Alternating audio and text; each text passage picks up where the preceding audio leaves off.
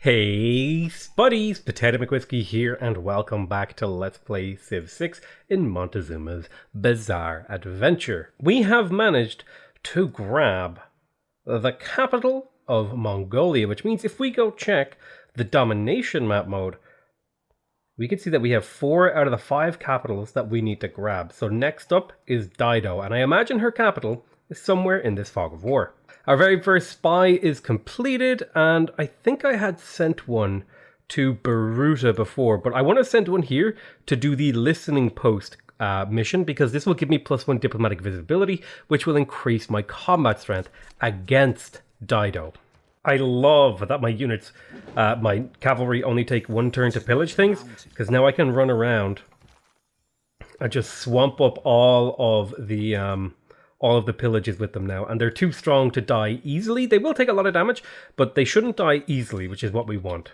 And the really nice thing is, because I set up my trade routes to give me a ton of roads, my units can get to the front line relatively quickly, like this bombard and this musketman, who will be able to get around very fast. We got our new policy card, Force Modernization, thanks to picking up the policy of urbanization, I believe it was. Yep, urbanization. We're working on mobilization. 5 turns until we can create armies, and we can now do a nice little bit of pillaging with my cavalry. Let's bring SDC forward. We'll spend a little bit of time healing on cars. We'll bring our bombards forward as well to start sieging the city of Laconic.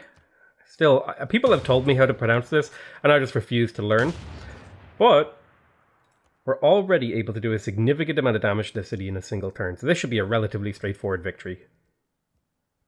Axum completed the market, giving me a ton of trade routes. I'm going to grab a bank in here, and I guess it might also be a good idea to get a couple of traders in Karakorum to build roads. First copy of oil coming online right before we get artillery. Very excited to get artillery, because artillery is much stronger than bombards. Bombards are 43 and 55, whereas artillery are 60 and 80. So that's a huge upgrade to our bombard strength.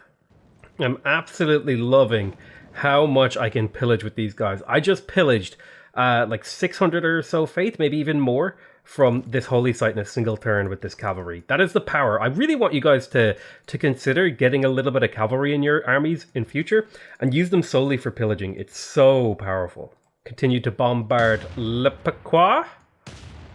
Still don't know how that's supposed to be pronounced. And we will bring cars forward and then replace his garrison with a musketman.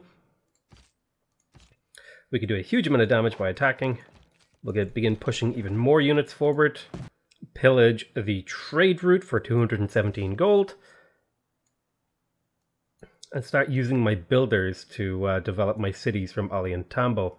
I do have another 4 turns worth of builder purchasing in here, so I will want to take advantage of that if I can, and look around for where I could maybe improve tiles to make my empire just slightly more efficient.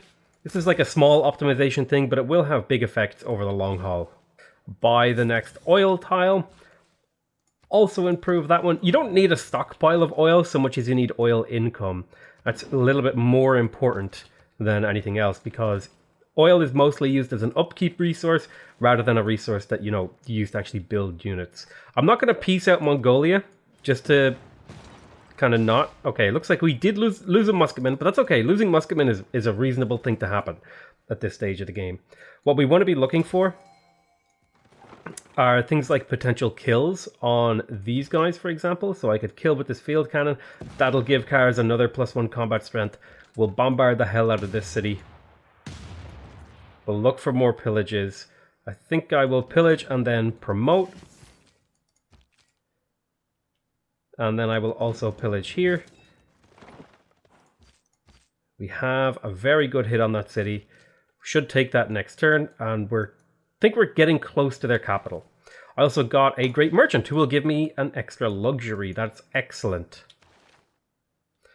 And I also got another great general who will keep my units promoted and strong.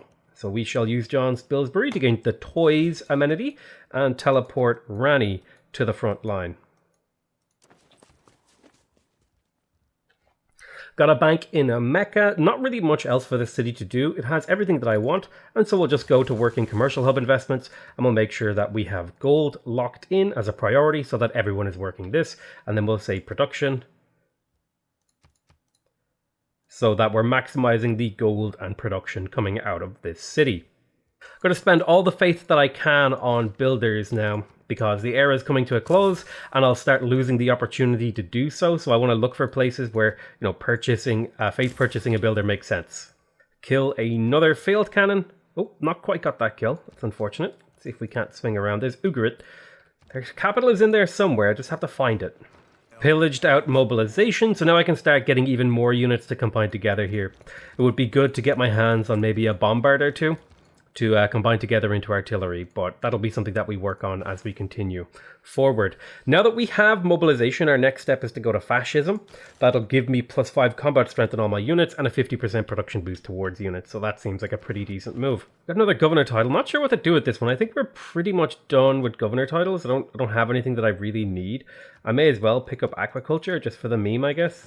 Get our very first army here. It will be a Cuirassier army with 81 combat strength, which means now these guys should get updated to 81 combat strength next turn, I believe, my vampires. With Zolan the Spy, we will be doing a listening post in Beruta to give us +3 combat strength. If I hover over the cities, you can see now we're getting +3 combat strength from intel on opponents' movements from running that project. Let's hit the city one more time. We'll get the kill with cars. He's up to 100. Oh my god, he's up to over 119 combat strength. We'll quickly finish this city with this guy because that'll promote him and get him a heal. We'll need a governor to hold this city for me. I'll just grab Moksha because he's no longer on the front line. And we might head over to grab Byblos. And that should be a pretty straightforward kill in of itself. We want to capture this for the loyalty pressure, since Karakorum is now nice and safe. And we'll bring this cavalry back to heal. This musketman also needs to come back to heal. We're just kind of slowly negotiating our way around. And I'm a little bit worried about the sheer amount of damage on this area, so I'll just... Ooh, I stepped into even more damage. Well, that might be a dead cavalry. I am really looking forward to picking up artillery next turn. I'll do a round of upgrades, I think. It will essentially be a dead turn in terms of capturing cities, but I think that's actually fine. I'll also bring this cavalry over to combine with these guys, so now I have a cavalry army. Yeah, lost that cavalry like I had estimated. Question is, do I upgrade to artillery or do I take this city now? I think I do the artillery upgrade. The sooner I get it, the better. So I'll get my guys into position. Now I have 5 artillery ready to fire on all cylinders. I'll be settling this city, grabbing enough oil to sustain my artillery army. That's a whole ton of these. I want to get my hands on 4 more single artilleries to combine together with these guys. But that's not a major concern right now. Right now we want to be looking for pillages and easy kills. Because these pillages are worth faith, it'll actually assist me in building up my my army. Because I'm able to faith purchase units like the artillery in here for 800 faith. So I'll be able to get some of those pretty soon. Right, now that we have steel, we have to ask the question, where do we go next? We could go for tanks and helicopters, but I think our best move is probably to pick up industrialization now, so that we get the extra production as well as access to coal and the potential for aircraft.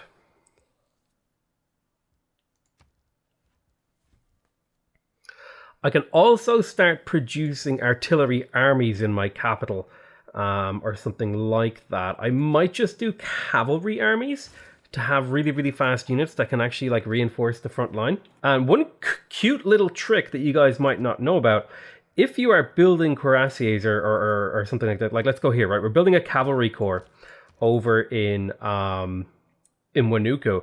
If I go ahead and switch this to a cavalry army, it actually saves the production. So it's a good way if you want to like pre-build stuff. It can kind of work that way if you wanted to. Minor problem of some pike and shots coming in here to be annoying, but we should be able to clean those up pretty readily.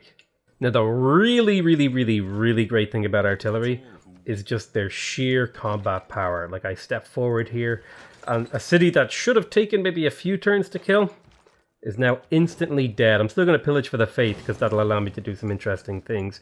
I also have a golden age here. I may as well take the 2 arms dedication, because that'll give me a 15% production boost towards building military units. I'm also going to reassign Magnus now to be a stat stick in terms of loyalty. And still trying to have a bit of a search for their capital. I think we might be able to manage to take this city too in a couple of turns. We've got a little bit of a vision problem, so I might have to like step up this way. And then step around. Yeah, we'll have to take Ugarit next turn, and I'll bring forward cars as well and pillage for a bit of extra science.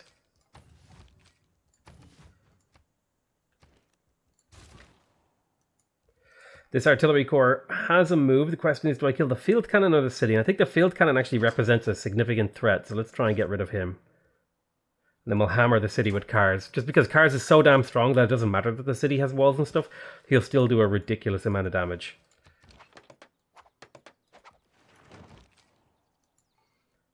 I'll try to bring forward more bait units to try to absorb hits from their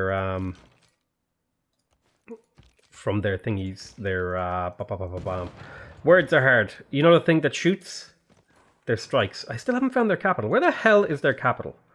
Another copy of oil. We're up to 12 oil per turn right now. We'll be able to get that up to like 21 oil per turn, which is super exciting. Let's go ahead and harvest that. Get another musketman for my army. Managing a huge empire like this it does take a lot of work, but I think we're pulling it off pretty well. Tactics mean colonialism. Right, there's colonialism. That could be a good card to plug in, because I'm pretty sure the vast majority of my cities aren't on my main continent, right? No, looks like almost all of my cities are on my main continent, which is just credit to the Pangea map to screw me. It actually spawned it in a way that I could take almost no advantage of this colonialism card. So I guess that's just that. Right, let's kill this field cannon. Then begin the bombarding of Ugarit. It should be a fairly straightforward kill, because we have 3 artillery in range, and artillery does an absolutely insane amount of damage. And then we can murder Ugarit. Boom, belongs to me. We'll keep the city for ourselves. We'll grab Amani and stick her... Well, actually, I don't think I can move her from Karakoram, so I might have to grab Liang and use her as a loyalty stick. We'll pillage here for 75 health, and there is their capital.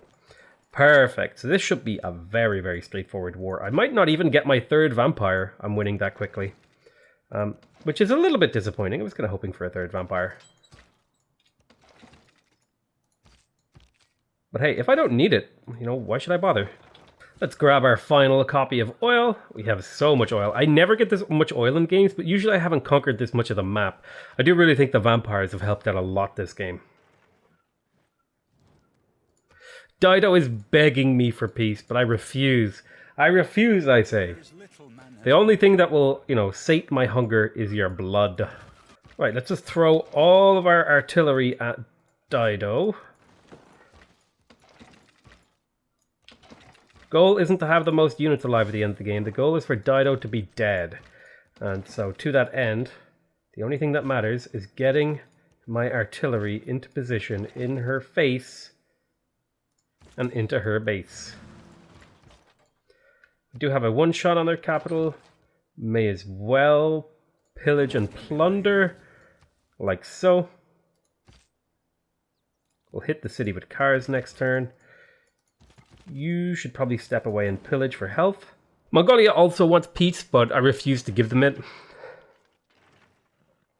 Owie. Right, we took a bit of damage on this artillery in particular, but that doesn't matter because we should have enough just stuff in range to hammer this city into oblivion, hopefully.